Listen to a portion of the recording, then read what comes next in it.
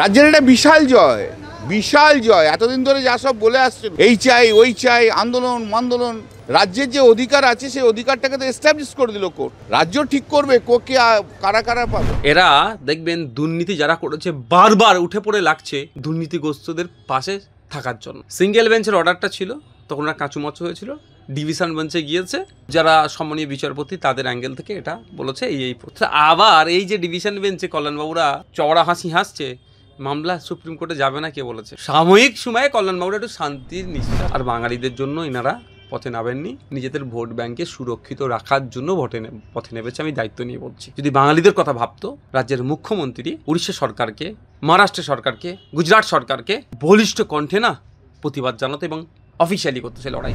2011 সালের আগে এরা গল্প শুনিয়েছিল যে ক্ষমতায় আসলে কেন্দ্রীয় সমাহারে দিয়ে দেবো, আর এরা না দিতে পারছে না, বারবার কোর্টে ধাক্কা খাচ্ছে এবং 4 সপ্তাহ যে টাইম দিয়েছিল মানে সেটা অতিবাহিত হতে চলেছে। একেবারে ভাঙড়ের এখন যে পরিস্থিতি, ইতিমধ্যেই 7 জনকে গ্রেপ্তার করা হয়েছে। কোথাও না কোথাও গিয়ে আমরা দেখতে পাচ্ছি সেই তৃণমূলই মারছে আবার তৃণমূলই মরছে। এর কারণটা কি? আপনারই ঘনিষ্ঠ যারা তারাই ইতিমধ্যেই গ্রেপ্তার হয়েছে, এমনটাই বিভিন্ন জায়গায় খবর হচ্ছে। প্রথম কথা হচ্ছে শওকত ঘনিষ্ঠ খুন হয়েছে, শওকত ঘনিষ্ঠ অ্যারেস্ট হয়েছে।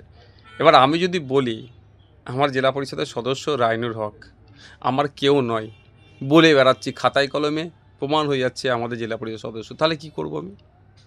তো শওকত যে কজন অ্যারেস্ট হয়েছে, 6-7 জন অ্যারেস্ট হয়েছে, 2-1 জনের হচ্ছে পেশাদার, তারা কিলার।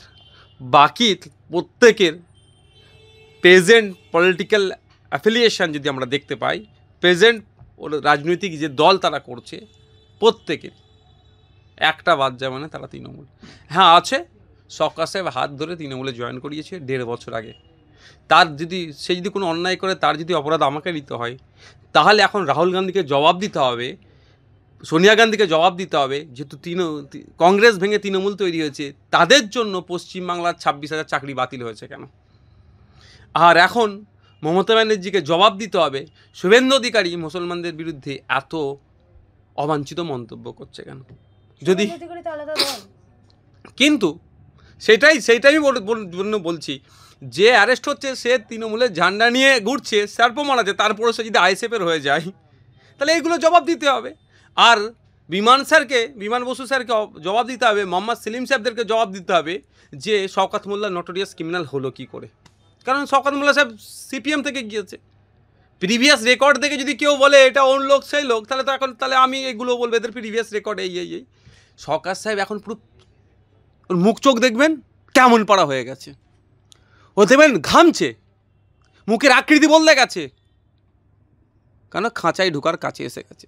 শওকত সাহেব জানে না সন্ধ্যেবেলা যাকে হাসি মুখে যার হাত থেকে ফুল নিল সে 8টা, 8:30 না 9টার মধ্যে খুন হচ্ছে, শওকত সাহেব কিচ্ছু জানে না।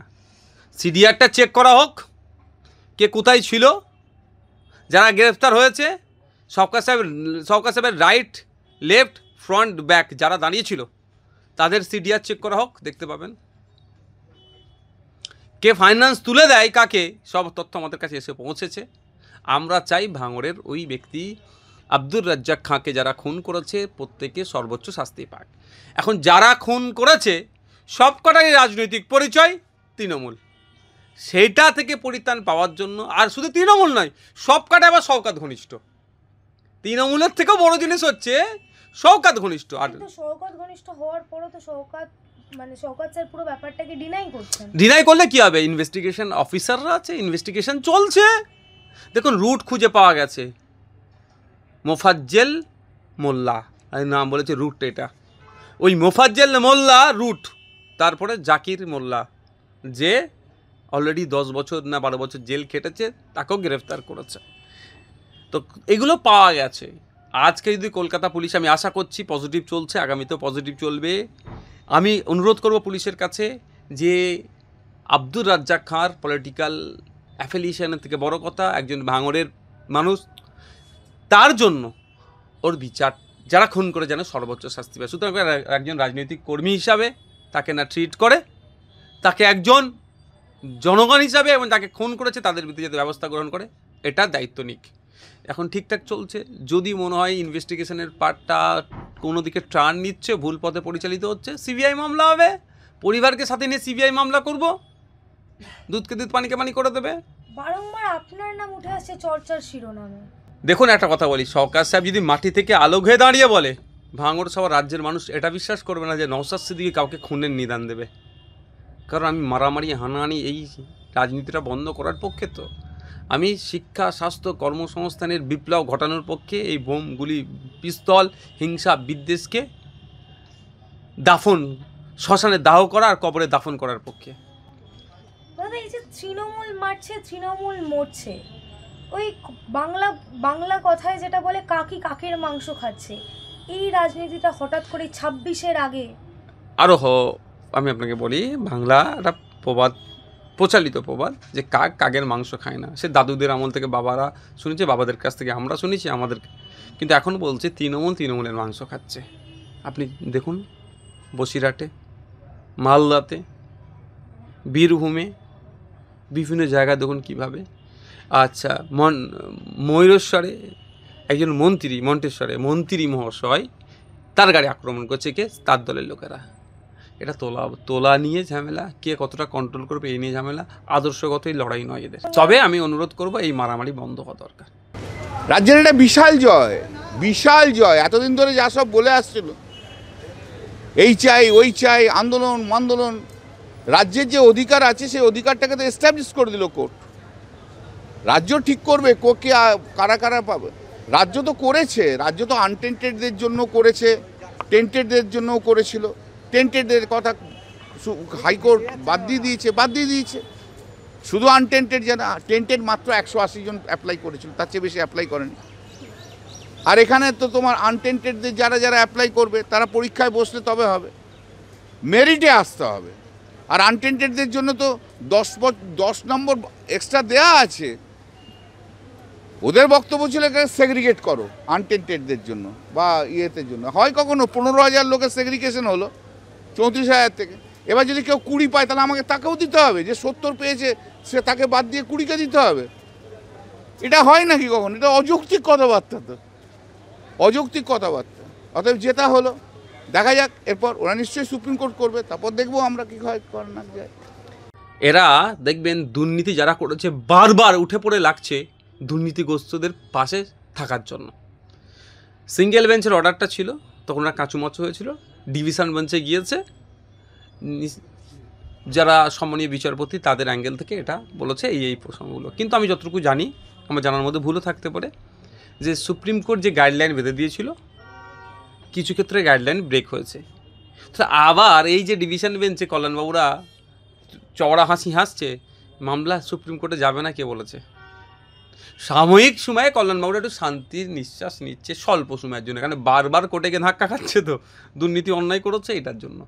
দেখুন ব্যাপারটা হচ্ছে, যারা দুর্নীতিগ্রস্ত, যারা বঞ্চিত, ধরুন আমি বঞ্চিত, আমি মামলা করেছি যে আমার পরিবর্তে অন্য XYZ চাকরি নিয়ে নিয়েছে, আমার চাকরিটা আমার ফিরিয়ে দেওয়া হোক, মামলা হয়েছে, এবার টোটালটাই বাতিল হয়েছে। টোটালটার বাতিলের আমি পক্ষে নয়। আমি এখনও বলবো রাজ্য সরকার এর উচিত ছিল 22 লক্ষ এমআরশিট পাবলিশ করে দিয়ে ওই এমআরশিটের ভিত্তিতে তো ধরা পড়ে যেত, আমি তার পক্ষে। তারপরেও বলছি, তাহলে এখন নতুন করে এক্সাম দিতে বলছে, তাহলে আমি বাতিল, তাহলে আমিও সুযোগ পাচ্ছি। তাহলে আমি যদি 10 নম্বর পিছিয়ে থাকি, তাহলে আমার সাথে তো, আমি মনে করছি আমার সাথে ডিপ্রাইভ হয়েছে, সেই জন্য আইনের দ্বারস্থ হয়েছে। ডিভিশন বেঞ্চ এক অর্ডার, সিঙ্গেল বেঞ্চ আর এক অর্ডার, সুপ্রিম কোর্ট আছে, ওখানে যাবে। মেরিটে কথা হবে, কল্যাণ মানে চ্যালেঞ্জ করছেন যে মেরিটে কথা হবে, সুপ্রিম কোর্টে আসুন। দেখুন একটা কথা বলি, এদের মুখ না থাকলে কি করতো সৃষ্টিকর্তাই জানে। এদের বেশি কথা বলবো না। এদের লাজ লজ্জা কিছু আছে? 2011 সালের আগে এরা গল্প শুনিয়েছিল যে মুসলিম মাইনরিটিদের শিক্ষা, স্বাস্থ্য, চাকরিতে আমূল পরিবর্তন হবে, সব ভোট আমাকে দাও। 2011 সালের আগে এরা গল্প শুনিয়েছিল যে ক্ষমতায় আসলে কেন্দ্রীয় সমারোহে দিয়ে দেবো, আর এরা না দিতে পারছে না, বারবার কোর্টে ধাক্কা খাচ্ছে। এবং 4 সপ্তাহ যে টাইম দিয়েছিল, মানে সেটা অতিবাহিত হতে চলেছে, তো অতিবাহিত হয়ে গেছে, মানে বুঝতে পেরেছেন। গল্প অনেক শুনিয়েছিল, এখন এরা মেরিটের কথা বলছে। যদি মেরিট নেই কথা বলতো, তাহলে 26,000টা বাতিল হলে কী করে? যদি মেরিটে বিশ্বাস করতো, তাহলে বুথ দখল এরা করতো? ভোটের সময় ভোট চুরি করতো? সিসিটিভিতে ক্যামেরাগুলোতে ওই কাগজ লাগিয়ে দিয়ে ভোট চুরি করতো? এরা মেরিটের কথা বলছে? এরা মেরিটে বিশ্বাসী? এরা গুন্ডামি, মস্তানি আর অবৈধ পন্থাতে এরা বিশ্বাসী। তো ওই জন্য বারবার কোর্টের কাছে ধাক্কা খাচ্ছে। একটা ফোর্সকে মানে একটা যেটা আজকে হয়েছে সেটা আমি বলছি এটাও যে ডিভিশন নিশ্চিতভাবে সুপ্রিম কোর্টে যাবে। সেটাতে এরা এরা এরা যে চিন্তাভাবনা করছে সেটা সাকসেস হবে না।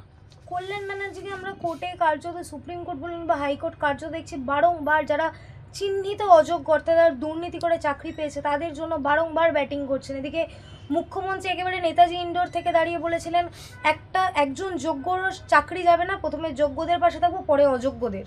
পুরোটাই তো সেই অযোগ্যদেরই দেখা যায়। দেখুন আপনার কথা বলি, অযোগ্য কারা? অবৈধ পন্থা অবলম্বন করে যারা চাকরিতে ঢুকেছিল। কেউ পরীক্ষা দেয়নি, তো কেউ ওই পাশ করতে পারেনি, লিস্টেড হয়নি। এই ধরনের অবৈধগুলো যারা কৃতকার্য হতে পারেনি তারা আবার ঢুকেছে। যারা কৃতকার্য হয়েছে, যারা মেধা আছে তারা পায়নি। কীভাবে ঢুকেছে? অবৈধ পন্থা অবলম্বন করেছে। অবৈধ পন্থা একাধিক পন্থা আছে, আমি শুধু একটাই বলি, অর্থের বিনিময়। অর্থ দিয়ে ঢুকেছে।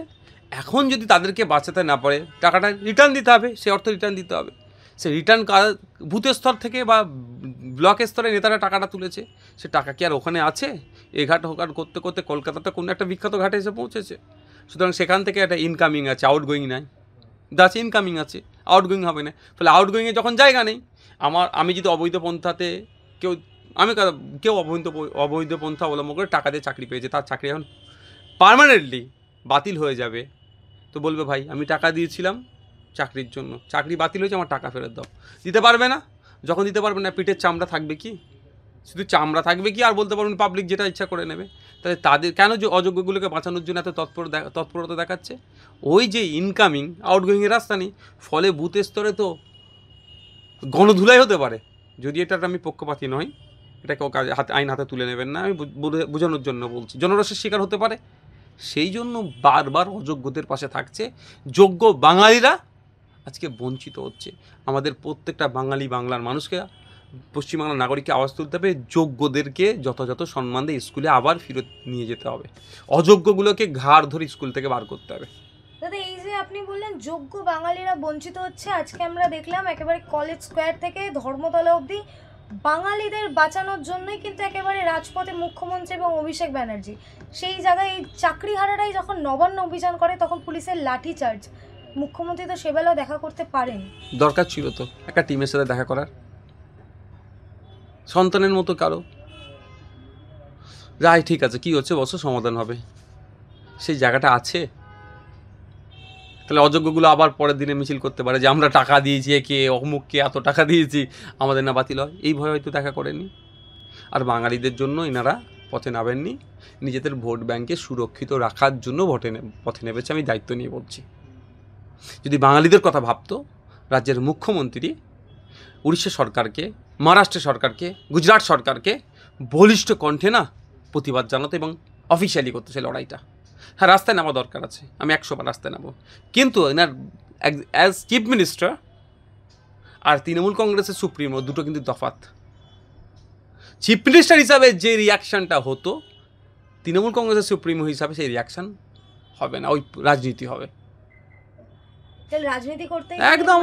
আর বাঙালিদের কথা যদি ভাবতো, একটাই শুধু উড়িষ্যা সরকারকে এইটুকু ফোন করে বলা বা এইটুকু মেসেজ দেওয়া, গল্প না শুনিয়ে, কোনো ওই ধরনের গল্প আমি বলছি এটাকে না করে, যে উড়িষ্যা থেকে 3 লাখের ওপরে উড়িয়া পশ্চিমবাংলায় আছে, আমাদের পুলিশ তাকে প্রোটেকশন দিচ্ছে, সুরক্ষা দিচ্ছে। বাংলার নাগরিককে আমরা নাগরিক, তাকে আমরা ভাইয়ের মতো আপ্যায়ন করে রেখেছি, বাংলায় কাজ করছে, ইনকাম হচ্ছে, উড়িষ্যাতে নিয়ে গিয়ে পরিবারের মুখে অন্ন উঠছে, ভালো কথা।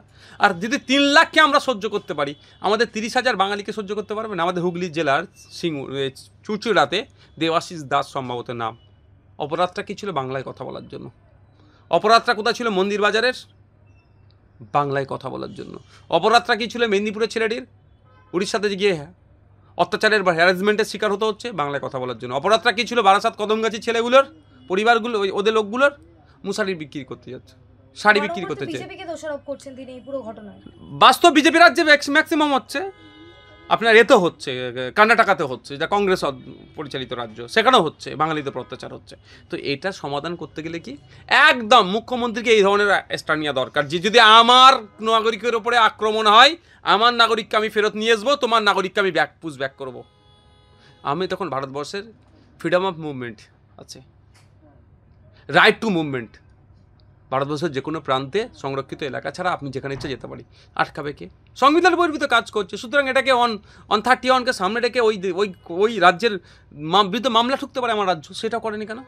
তাহলে পুরোটাই বিজেপিকে সাপোর্ট করছে বলা যেতে বা কলমে রাজনৈতিক ফায়দা নেওয়ার জন্য এইগুলো সুযোগ করে দিচ্ছে। সেটিং তত্ত্ব উঠে আসছে তো, কে বলছে নেই? শুভেন্দুবাবু যতই চিৎকার করুক না কেন,